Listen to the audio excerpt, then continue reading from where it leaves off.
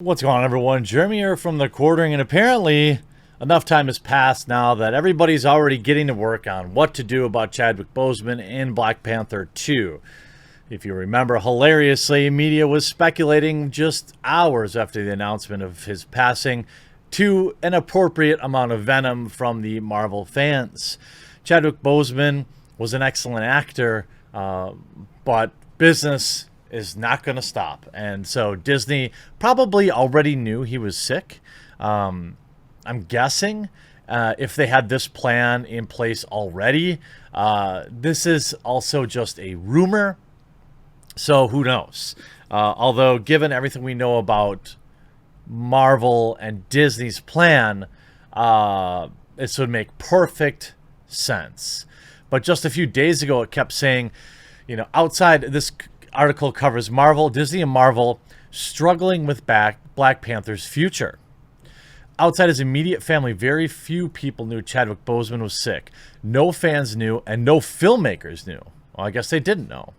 Marvel boss Kevin Feige, including Marvel boss Kevin Feige, and no one reportedly not even Boseman himself, thought the Black Panther would lose the battle.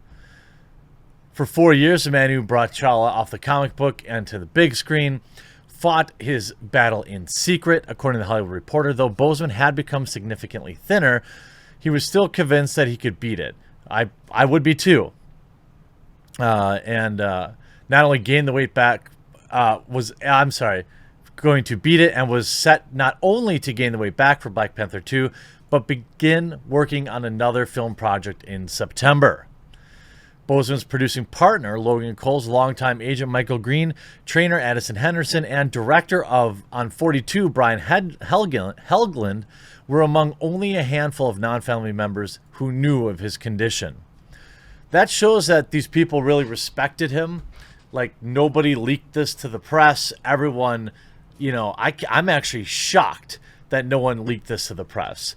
Now Marvel and Walt Disney are not only grieving the loss of a friend and colleague, but they are also faced with a very sudden disruption to their plans and a financial ripple effect, as Boseman's King T'Challa was scheduled to appear in more interconnected movies across Marvel's expanding cinematic universe. Big studios don't often get completion bonds, says film finance attorney Schloyer Moore. They are more prevalent in indie filmmaking world. Sometimes big studios will look to insure a particular actor, but they usually have a particular reason for doing so. Otherwise, studios would just shoulder the risk of this type of thing happening. But that's not the first time Walt Disney Company has dealt with the sudden passing of an actor mid-filming. When Carrie Fisher passed in 2016, Lucasfilm had to decide how they were going to go handle her character. Having completed our filming for The Force Awakens and The Last Jedi, it came down to what they were going to do for Leia in the final film, Star Wars sequel trilogy, The Rise of Skywalker.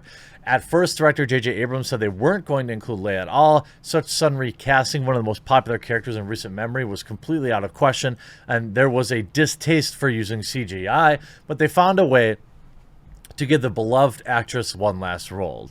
And I thought that they did fine with it. But now, out of the rumor mill, Chadwick Boseman's Black Panther character will now be replaced with a female role, his sister. Marvel has reportedly made the decision about how to handle the production of Black Panther 2 in the wake of Chadwick Boseman's passing. According to anonymous leaks, the plan for T'Challa is to die off screen, leading to his sister adopting the mantle of the Black Panther. I mean, the Black Panther isn't female, but at least the lineage, you could, make it more about her. It's obviously way less interesting. It's not Black Panther, but I don't know what you do. Do you recast Black Panther? That's such a touchy thing because people are going to have to accept that actor. And it's going to have to be someone who is really close to Chadwick. It's going to be a huge PR thing. I don't know. Could Michael B. Jordan do it? Maybe. Apparently. Marvel Studios' Kevin Feige has been discussing the topic of Black Panther 2 with director Ryan Coogler and BP2's returning cast, eventually arriving at the idea to recenter the film around Shuri. No other details about the film, such as the antagonist or additional plot, have been disclosed, although it's safe to assume that all previous plans have gone right out the window. Not necessarily. You know, you have the Princess of Wakanda here. You could just sub her in, and if she has the same powers, you know, I don't know. I don't know. This is one of those things where, like, if Chadwick Boseman hadn't passed and they did this, that would be absurd. But I don't know what you do. I think you probably have to call it something else. I don't know. Shuri, Princess of Wakanda, first appeared in 2005's Black Panther Volume 4. Number 2, created by writer Reginald Hudlin and artist John Romita Jr., initially designed as a more warlike counterpart to her coldly analytic older brother. Shuri went on to rule Wakanda for some time while T'Challa was in a coma. Shuri later died in the run-up to the 2015 Secret Wars crossover in a battle against Thanos' underlying Proxima Midnight. Shuri was subsequently resurrected by a combination of Wakandan magic and super science because comics. Fair enough. Her time spent dead gave her a dramatically different outlook as well as new powers.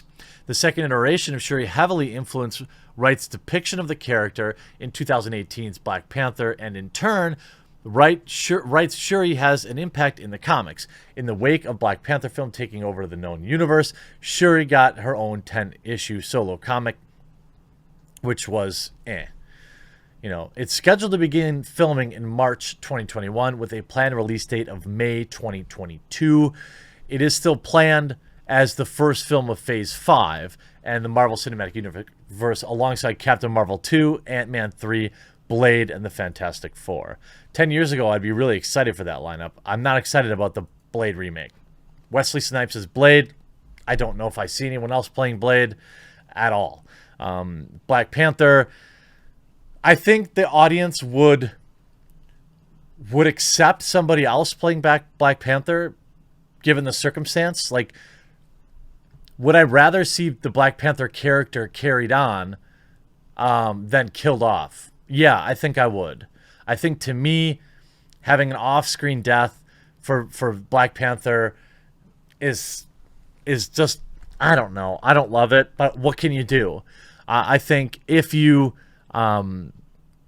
maybe have another origin story of a new Black Panther that rises to take the reins, I guess it's going to be interesting what they see. I don't know. I don't love it. I think you got to recast them. Hope you enjoyed this video. We'll talk to you again real soon.